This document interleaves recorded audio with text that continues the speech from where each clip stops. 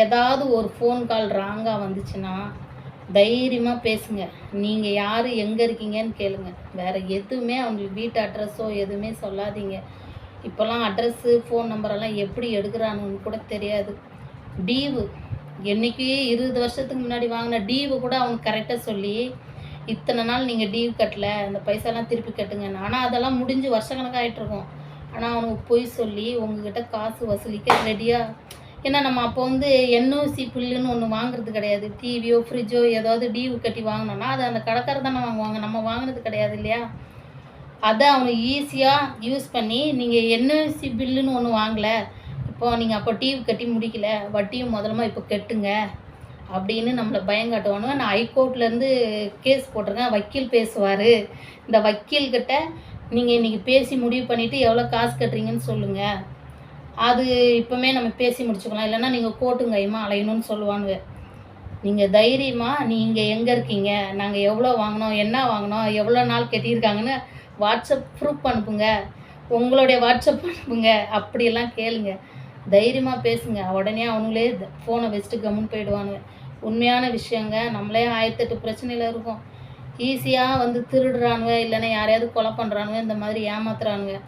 தைரியமாக பேசினா மட்டும்தான் இதுலேருந்து விடுதலை கிடைக்குது.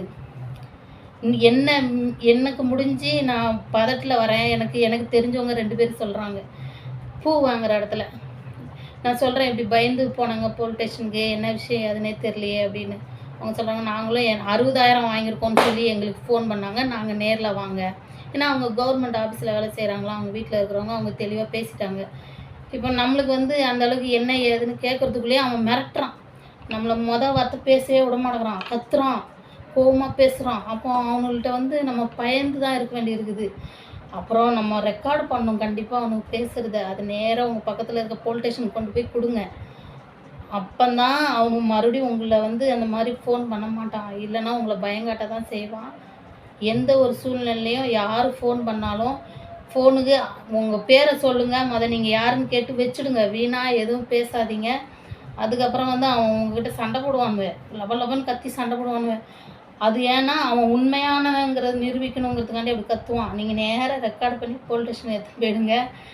அதாவது சொல்லுவோம்ல, நான்லாம் ரொம்ப அழுதுருக்கேன். ஏன்னா ஏற்கனவே பிரச்சனையில் இருக்கேன், இது ஒரு பிரச்சனையாடா சாமின்னு அழுதேன். ஆனால் அது பொய்யானதுன்னு போலீஸ் ஸ்டேஷனுக்கு போன பிறகு தான் எனக்கே தெரியும். உஷாராக இருங்க. எங்கேயும் ஜெராக்ஸ் காப்பி, வீட்டு ரசீது, அட்ரஸு எதுவுமே ஜெராக்ஸ் எல்லாம் தூக்கி போடாதீங்க. இப்படி ஃபோன் நம்பர் எடுத்துகிட்டு இப்படி பிளாக்மெயில் பண்ணுவானுவ. உஷாராக இருங்க. பெண்கள் மட்டும் எப்போவுமே வீட்டுக்கு ஒரு வாயில்லாத ஜீவன்களை கட்டாயம் வளங்க.